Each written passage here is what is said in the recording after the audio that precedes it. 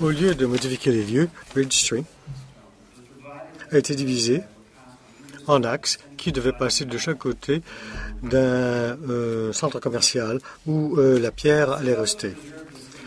La lutte en vue de préserver le mémorial ne s'est pas terminée là. Le site a connu non seulement des dommages à la suite de chasse-neige et de véhicules. Dans les années 70 et 80, des plans municipaux ont vu de redévelopper le secteur. Il y a eu des menaces en vue de déplacer Blackstone. La ville de Montréal avait l'obligation juridique d'entretenir le site. Les tentatives répétées de différentes organisations irlandaises ont aussi eu des difficultés à avancer.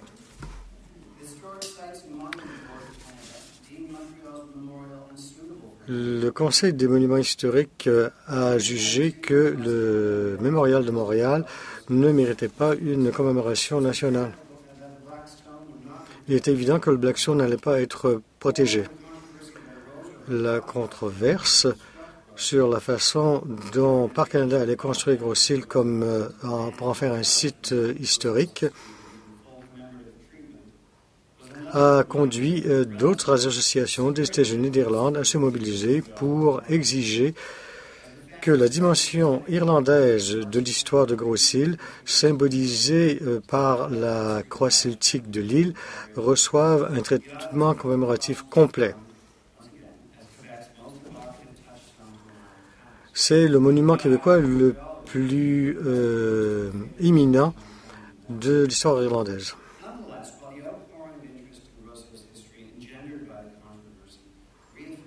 Même si la controverse a assuré la primauté de la croix celtique, elle a aussi inspiré des groupes à redoubler d'efforts.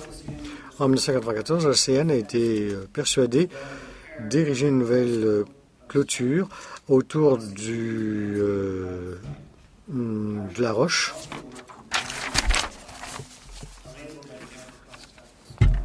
tout en lui accordant la désignation de monument irlandais.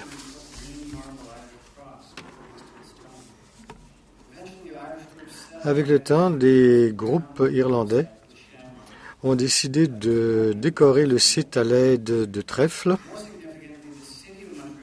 La ville de Montréal a installé une plaque interprétative qui indique que 6 000 Irlandais ont été ensevelis sur les lieux en 1847. Cette plaque était un ajout important qui a accordé une identité irlandaise au mémorial. 135 ans après son inauguration, d'après Seamus Heaney, l'irlandicité dans la diaspora constitue un gros voltage inconscient. Tout ce qu'il lui faut, c'est un transformateur pour transformer son courant d'une façon nouvelle et significative.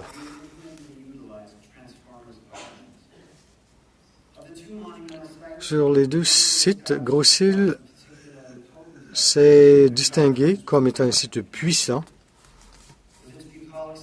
grâce à son cadre bucolique et sa croix celtique imposante qui s'élève au-dessus des monticules visibles du cimetière de 1887. Grosse Île possède une gravitas qui marque son authenticité comme site de la famine irlandaise.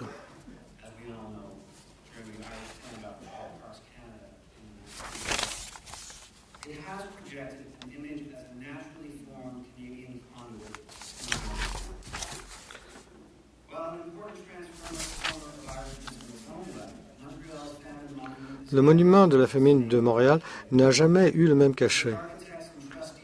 Grâce à ses architectes et ses organes de tutelle anglicans, son dévouement à l'absence des catholiques irlandais, sa forme inachevée, son entretien par des sociétés d'État et des autorités municipales négligées et son emplacement désolé, le Blackstone a toujours été une manifestation monumentale laissant énormément à désirer. Au moment où le Blackstone était assiégé ou oublié et risquait de disparaître, les groupes de catholiques irlandais se sont rassemblés pour le protéger et pour se rappeler les événements historiques associés à son origine.